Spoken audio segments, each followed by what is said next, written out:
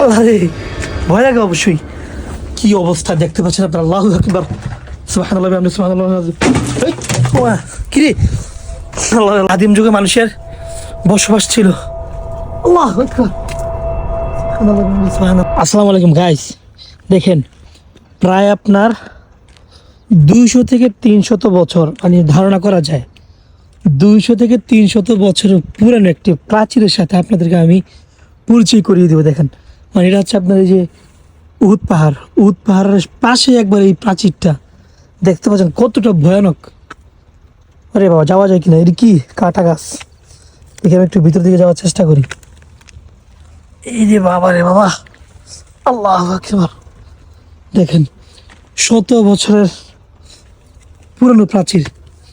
কোন একটা সময় এখানে মানুষের আদিম যুগে মানুষের বসবাস ছিল।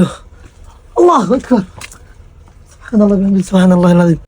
মানে যতটা ভয়ানক অতটাই সুন্দর। এই যে সামনে ইয়েটা দেখে বোঝা যাচ্ছে আর কি, ধারণা করা যায় এগুলো কিন্তু মাটি, এগুলো পাথর। দেখতে পাচ্ছেন আপনার, আমি একটু ভালো করে দেখাই।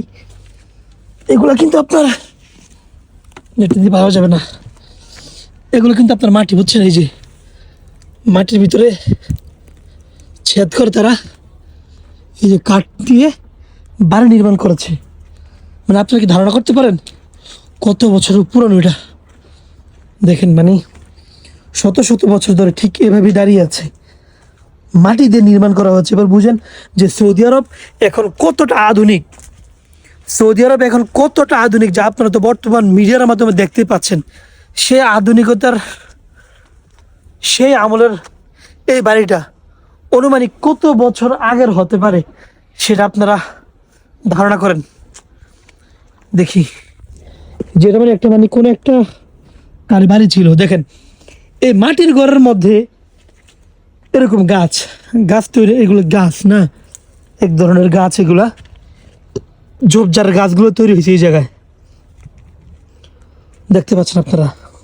বাড়িঘরগুলো শুধু এটাতেই সীমাবদ্ধ নয়, মানে পুরো একটা এরিয়া নিয়ে আর কি, দেখতে পাচ্ছেন আপনারা।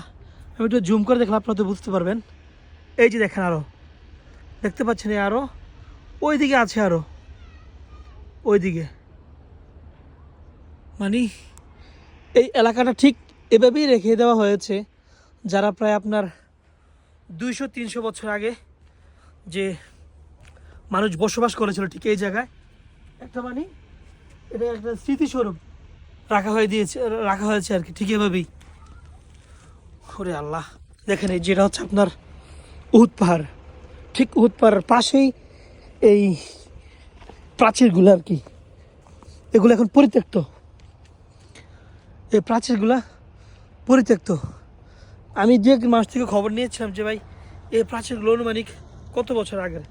তো এই যারা এখানে আছেন বর্তমানে তারা বললো যে আমরাও মানে সৌদি থেকে শুনছি প্রায় 200 থেকে 300 বছর আগের এই প্রাচীরগুলা, এই বাড়িগুলা নির্মাণ করা হয়েছিল। তো আপনারা বলেন তো তাহলে অনুমানিক কত বছর আগের হতে পারে?